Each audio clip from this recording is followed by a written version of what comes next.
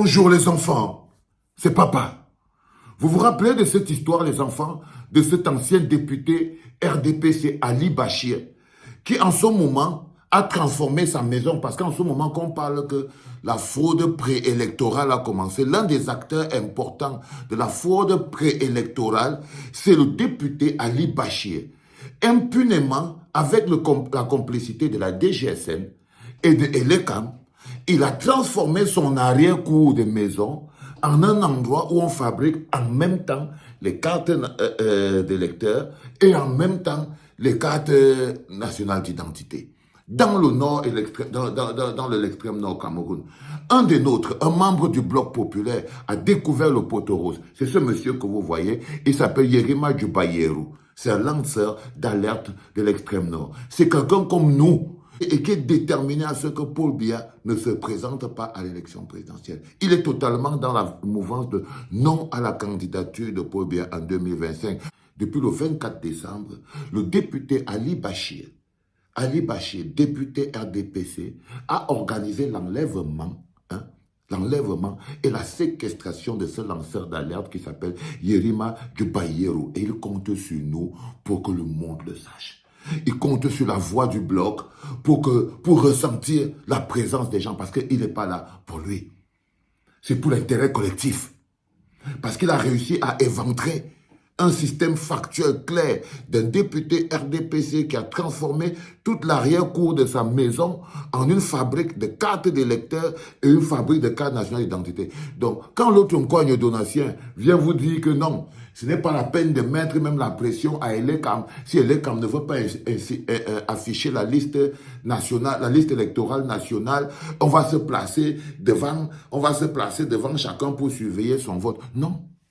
Non, pas du tout. Qu'est-ce que tu fais maintenant de Ali Bachir, député RDPC, qui impunément avait la complicité de Martin Bardangele et d'Éric Essousédé et Elekam, a l'autorisation et l'agrément de fabriquer les cartes nationales d'identité et les cartes d'électeurs dans sa maison. Depuis quand un citoyen peut recevoir l'agrément de fabriquer les... Parce que quand tu fais quelque chose comme ça impunément, avec une dénonciation, au lieu que ce soit le Ali Bachir qu'on vienne appeler, que vienne t'expliquer sur cette histoire où tu as transformé ta maison en un lieu de fabrication de cartes nationales d'identité et de cartes d'électeurs. C'est quoi cette histoire? Au lieu qu'on l'interpelle pour dire que non, il faut mettre cette histoire au clair, parce que c'est quelque chose qui a été fait avec vidéo, photo. Au lieu qu'on l'interpelle, on a plutôt organisé l'enlèvement de ce membre honorable du Bloc populaire, Yerima Djubayero.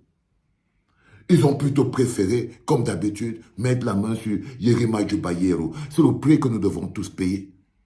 C'est le prix que chacun d'entre nous paiera. Parce que chaque fois que tu vas te lever pour défendre l'intérêt collectif, les gens qui luttent de toute leur force pour leur intérêt individuel et qui ont la puissance de feu se servent des moyens de l'État. Parce que là, par exemple, le député Ali Bachir se sert des moyens de l'État, donc de la DGSN, pour le faire enlever de manière officielle.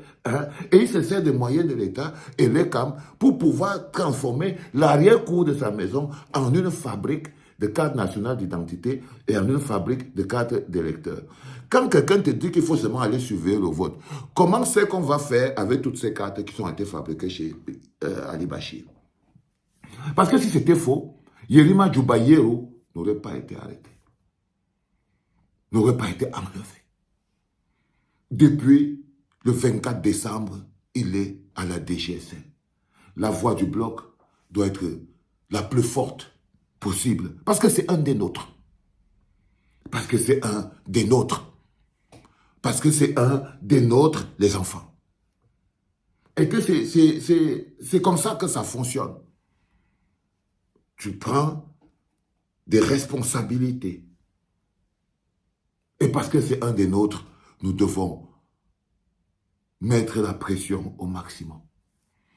Et parce que c'est un des nôtres, nous nous devons de nous tenir à ses côtés. Parce qu'il n'est pas parti dans la prison, non. Il a juste changé de champ de bataille.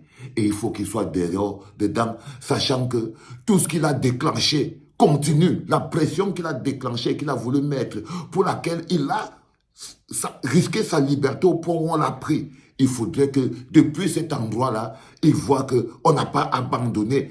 On est toujours derrière le Ali Bachir. Parce que nous, on doit continuer. Seulement pour Yerima Djubayero, on doit être en permanence au talon d'Ali Bachi, jusqu'à ce que la fabrique de cartes nationales d'identité et de cartes d'électeurs qu'il a ouvert derrière sa maison soit fermée et qu'il soit arrêté. Parce que ce n'est pas rétroactif. Tout ce qu'on peut faire aujourd'hui pour Yerima Djubayero, c'est de maintenir la pression sur cet ancien député LDPC, Ali Bachi, qui a transformé, avec la complicité de Elekam et de la DGSN, a transformé son arrière-cour de maison en un endroit où on fabrique les cartes nationales d'identité et les cartes d'électeurs pour des gens qu'on ne connaît pas.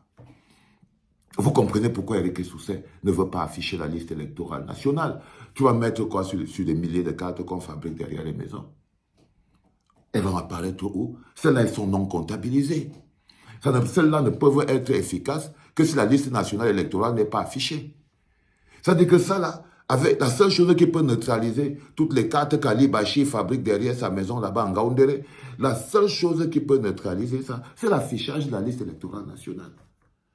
C'est elle qui dit que ceux-là, on ne sait pas d'où ils sortent. Bah oui. C'est la liste électorale nationale, ceux qui se sont allés s'inscrire chez Elekam. Pas les cartes qui sont fabriquées logo d'Elekam, mais qui n'ont pas des êtres humains derrière. C'est extrêmement important, les enfants, que nous gardions le rythme, que chaque soldat qui est soit enlevé, soit séquestré, doit se sentir comme un soldat qui a juste changé de bataillon. Soyons simplement plus forts. Alors pour Yerima Djubayero, je vous demande de faire un max de partage, de vous servir de sa photo de couverture, de lui donner la force du bloc populaire. Parce qu'aujourd'hui, c'est de ça qu'il a besoin. Il a besoin de savoir qu'on n'a pas lâché au Ali Bachi. C'était papa.